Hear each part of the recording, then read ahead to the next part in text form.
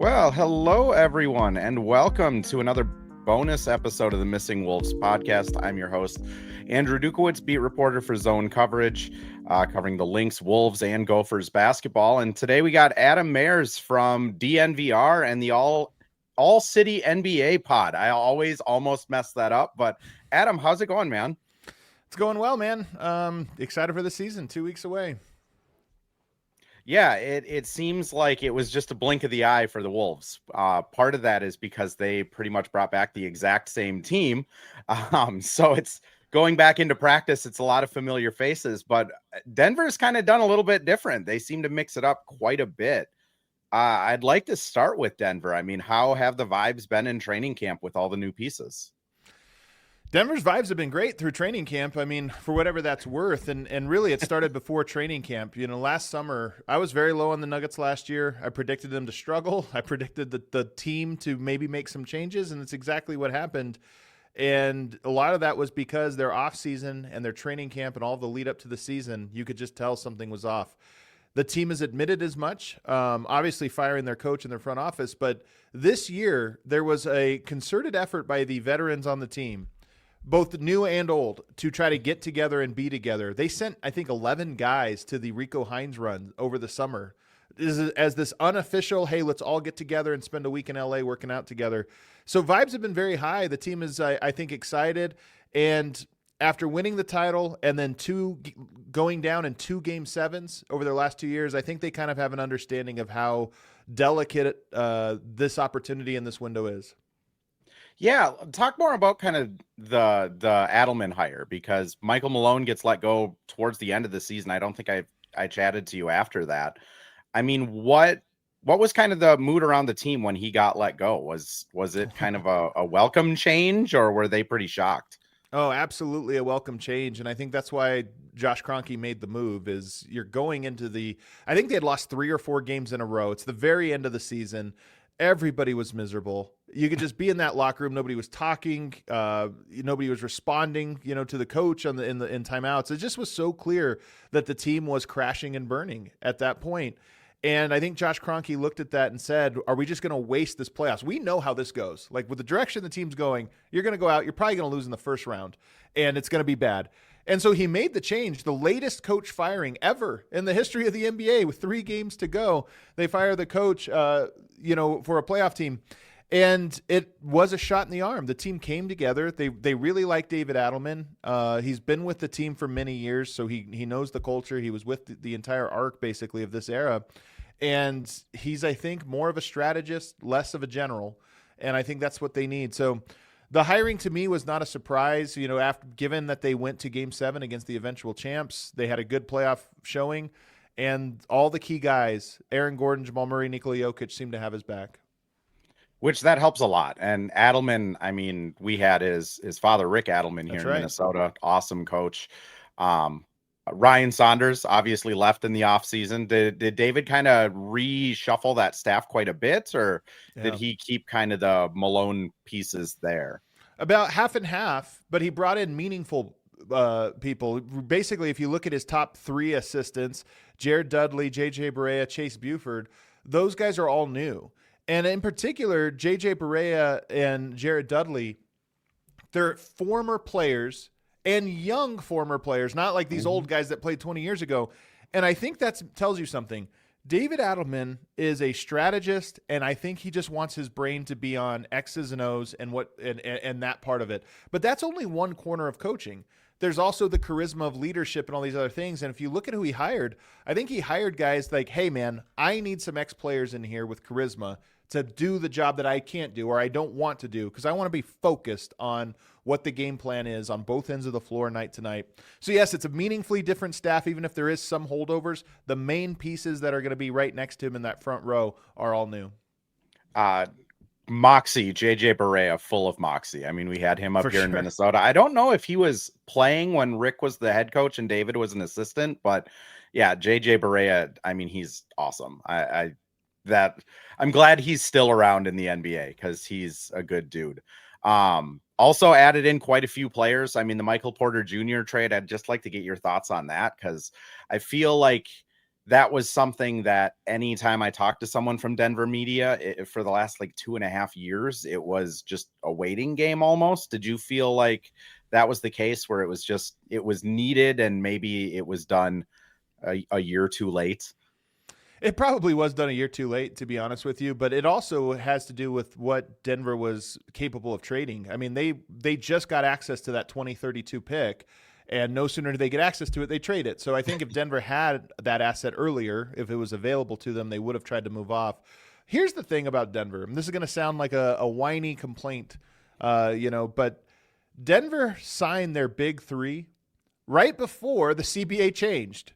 Yep. And they kind of are the casualty of, well, we are building for a different CBA and we signed 5-year deals and had to play that out over this new CBA, which obviously teams are not building around big threes anymore.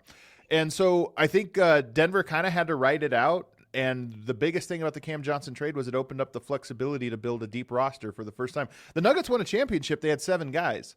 Even that was, I mean, they barely had enough. The last 2 years, they basically had 6 guys that they trusted. I think this year you're back to 7, 8 guys that you trust and a couple more that you hope build that trust over the course of the season. Yeah, Tim Connolly kind of did the same thing here in Minnesota, where Rudy Gobert trade happens, Cat extension happens, Ant, Jaden are looming, and then the CBA changes. And I mean, we see the Cat trade last year, kind of a direct result of, well, this isn't going to work. I mean, you can't just have 5 players on a roster. What have been the impressions of Cam Johnson so far? I mean, I love that pickup when they got him. I know a lot of Wolves fans were hoping that we would find a way to make that trade happen and bring Cam Johnson here, but how's he been fitting in with the team? It's really early, so it's hard to say, but I think he will fit in phenomenally. I think he has the highest, I mean, it's 2 games, right? We're talking about 40 total minutes of play through preseason, but he has by far the best offensive rating and net rating on the team. And when you look at those starters, even against Minnesota, I mean, Denver in that first preseason game, first week of training camp, their offense was phenomenal. Their defense was hilariously bad, so it kind of was disguised, but their offense had like a 135 offensive rating or something, even in that game. And then they go into the next one against Toronto and looked even more where just the ball was popping. I think they scored on their 10 first possessions of the game outside of 1 turnover. And so now Cam Johnson, who's played about 5 stints now with the starting lineup, they've all been smooth. The ball moves. He cuts incredibly hard. He reads the court way better than Michael Porter does. And he's a bigger body. Denver's trying him in like more screening actions and some different things. So to me, he's going to be an A+ fit. Denver starters. When Jokic is on the floor, the Nuggets are like a +14 every single year. It's just pencil it in. They might be a +18 this year with because of Cam Johnson. And I think that's really exciting. I mean, he does all of the little things that it's kind of coincidental that you guys also brought in Bruce Brown, because I feel like he does all of the little things that Bruce Brown did, plus a little bit better shooter. I mean, you guys also brought in Bruce Brown, Jonas Valanciunas, Tim Hardaway Jr. I mean, to your point of depth, I mean, it really seems like they just have competent players going down the roster this year. You know, what have you thought about the other kind of additions, whether that's Valanciunas? I know it was a little bit of an arm wrestling match to get him to commit to playing this year, but I mean, Brown, Hardaway, and Valanciunas seems like really good depth for you guys. I mean, it's rare for Denver to have this. As I mentioned, the last handful of years, they just haven't had veteran players off of the bench, and this year they do. I think the Nuggets have the unique challenge of their entire system is built around a singular player in Nikola Jokic. There is no player that's like him. And so your bench always is going, when Jokic is off the floor, that bench unit has to change their identity. And that's hard to do. We're finding out over time that's hard to do. Valanciunas hopefully makes you change less than most because he can operate from the elbows and you cut off of him and he can do some things there. That's the hope. But Denver's depth to me is going to shine probably more in the playoffs, more consistently, I should say, in the playoffs than the regular season, because then you're just talking about how do you guys fit with Jokic. Tim Hardaway Jr. gives you an extra floor spacer. Bruce Brown's a cutter and a defender, and he knows what to do off of Jokic. He won a championship doing it. That's where I think you're going to feel that depth. But in the regular season, I think you're going to see, as you saw in that Minnesota series, Denver has one point guard, Jamal Murray. They don't have another one. Teams like Minnesota, who like to apply full court pressure and use athleticism defensively, are going to fluster teams like Denver because Denver's bench, Bruce Brown's not a point guard, but he has to become a point guard for Denver. If you can force Denver's second unit to play that way, where you pressure them and speed them up, you'll have the advantage. If Denver can get into the half court and play through Valanciunas, I think Denver will have the advantage. Some teams will be capable of doing that, others won't. Minnesota's a team that I think will be capable of flustering their secondary ball handlers. I mean, you bridged perfectly in. This is why you're the pro. You pod with legs. This is why perfect bridge into kind of the Wolves training camp, because they brought everyone back. I mean, Nickeil Alexander-Walker leaves. They have 10 out of their top 11 guys from last year back. The players they added are quite frankly just rookies. Johnny Juzang, who had a good game too. But, you know, I feel like Tim Connelly in his time with Minnesota has kind of shown that one year he'll make a splash. The next year he kind of keeps it together and almost like learns from it, then makes a splash. Now this is kind of the learning year for him. Was he kind of similar in that way in Denver, where it was, well, I guess I can't even ask that, because other than the Aaron Gordon trade, I feel like he didn't really do a whole lot in Denver trade wise. Yeah, you know, there were signings. You know, Jeremy Grant was a guy he brought in. Paul Millsap was a guy they brought in. So he made some big moves. But I think when I look at Tim Connelly, you have to remember he comes from Baltimore. Baltimore is a Hoopers hotbed, not necessarily a basketball player, it's a Hoopers hotbed. He loves his Hoopers. He really values, I think, athleticism, and you see that. That Minnesota team is very athletic. And when you talk about the matchup between Denver and Minnesota, Minnesota has a lot of dogs and they have a lot of athletes. Terrence Shannon Jr. is a tough cover because he's strong and quick.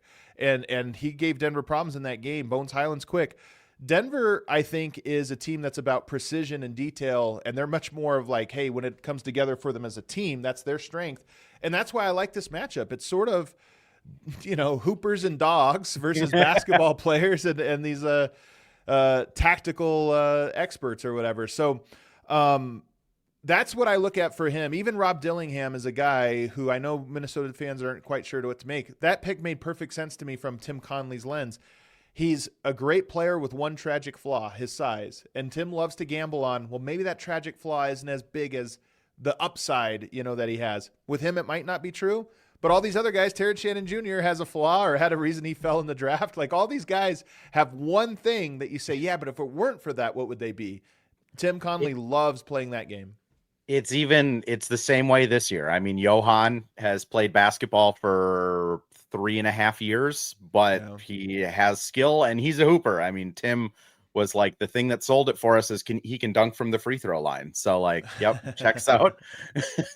And then Rocco, I mean, like 7'4" Australian guy. His flaw is he's played 12 minutes a game in Australia. So it is checked out. What do you kind of make of Bones? Because I'll be honest, being around him, has not been what I've expected. He's been really like introspective about like his journey, learning that he needs to be more of like a point guard than just getting his. Talks a lot about like really wanting to help like Rob Dillingham learn how to like weightlift and do stuff like that. It's been really different from kind of the perspective I got on Bones before he came here. Oh, I love the idea of Bones Highland being the guy to say, hey, let me show you how to add some guns. Like, it's wild. Well, he's so skinny. I'm saying I don't know if I would take my lifting advice from him. But Bones, to me, man, Bones is very charismatic. I loved him when he was out here. We really loved Bones here in Denver. I think that for him, he's a guy that came through the league, has the talent to be an NBA player. He has the talent. There's no question. It's, does he have the perspective to be able to see what he needs? And like, even when he was Denver, I think he's a charismatic enough guy to like say and even think and feel the right things. But those do not add up to, do you operate the right way? Do you really understand it and get it? And that's my concern for Bones is I'm sure he looked at his situation in Denver and says, yeah, but I'm better than some of these guys. Why don't I get that? And it's like, you don't get it for reasons you don't see. Like, you don't understand quite that this is a championship team, and trading Bones was part of why Denver won. I truly believe that. They had to get him out of the culture for them to kind of go to the next level. Has he fully internalized that? Does he still feel like, well, Clippers didn't give me a chance and I didn't get a chance over here? That's what I don't know. He's a good kid. Yeah. He's got the talent. I hope the best for him, but sometimes that maturity is not something you say. It's something that you kind of have to grow into. And it's crazy because he's still so young. I mean, it's 3 stops. This is probably, with NBA players, usually that third team is kind of the you have to make it work type of team. I will say my favorite Bone stories I've gotten so far is apparently he rapped to Tim Connolly in his draft combine workout, and he's like convinced that that's what sealed the deal and why he's on the Wolves is because he rapped for Tim Connolly. He's just so charismatic, man, and he's so confident. He's got all these different things. I love both. He used to come on our show after games. Big game would happen, and he'd call in. He's just a good dude. He's a very interesting guy. And like I said, sometimes young players don't know what they don't know. And that's tough. And I think he's one of those guys. So hopefully, some of the challenges he's gone through have matured him a little bit because I love him as a player and I hope he works out. I hope he doesn't work out in Minnesota, though. I will say that. I hope he works out in like Washington or somewhere. I don't want to have to watch him beat the Nuggets 4 times a year. Yeah, I mean, Minnesota, I'll just kind of sum up, like, their talking points in training camp have been win around the margins. I mean, Anthony Edwards has made it a goal that he wants to win the MVP and lead the league in scoring. His main talking point is I need to run in fast breaks. That is 6 points I'm leaving on the floor every single time. Jaden comes out to the mic. He's saying, yeah, fast breaks are like isolations. If I want ISO plays, I got to run in fast breaks. Mike and Rudy are like, hey, we have run effective transition teams before. Please let us get the rebound and push. And even Julius is kind of on board with like, yeah, I need to start getting my behind in gear to get those easy baskets. I mean, the other thing they've been talking a lot is just like perimeter defense, playing defense without Rudy in, and playing defense consistently. It's all like those effort things, which, I mean, covering the team the last 4 years, that has been their Achilles heel, is the effort things. I mean, we've seen a lot of Denver, Minnesota games. Do you feel like from the outside that is something that they're capable of kind of like clicking in this year, of just all of a sudden playing like the Pacers do, where everything is effort? I'm going to say no, but with a caveat here. I think that their strength here is that they're tough. If they're gonna like win a championship this year, it's going to be because they're the toughest team in the league. They're one of the most athletic, if not the most athletic teams in the league, and they have Anthony Edwards who has to make the leap. So when you say winning the details, becoming smarter, those things, to me, that's an Anthony Edwards question more than it is a Minnesota Timberwolves question. Because I think, and it's great that he worked on his mid-range. Last year, I thought Oklahoma City forced him into that. Like, hey, you're going to have to beat us from here, and he didn't do a great job. That's great. But I think more than anything, the next level for these superstar type players is how well do they think the game? Because the playoffs become a chess match through and through, and whatever works for you in the regular season, there's a lot of toughness and just athleticism, skill, and talent. In the playoffs, it's okay, what are they trying? Where's the weakness in whatever it is they're presenting to us, and how do I get the team to operate from that? I don't think that's a Jaden McDaniels, Naj Reid question. Yes, the margins matter, all that stuff. To me, that's an Anthony Edwards question, but I'm an Anthony Edwards believer. So I kind of think that I don't know if it happens this year for him, but I do think every year he gets a little bit smarter and a little bit more complete. Yeah, Chris Finch sent him home with like a pretty direct just work list for the offseason of, you need to get better at your ball handling and decision making. You need to come up with another finishing move other than that, dribble, pull back 3. And like, you really got to get better at playing in the post. And Ant has been, it's hard with Ant because he's always super confident. So you never really know like if he's just blowing smoke or if he is that confident, but everyone is saying that he has come back with that kind of checklist accomplished.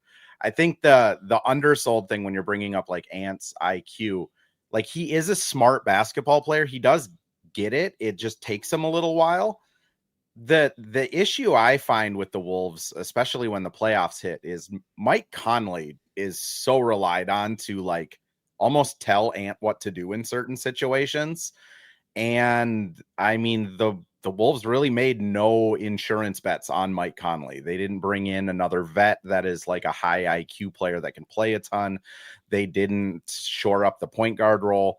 I mean, what's your kind of take on their offseason of not shoring up some of those spots?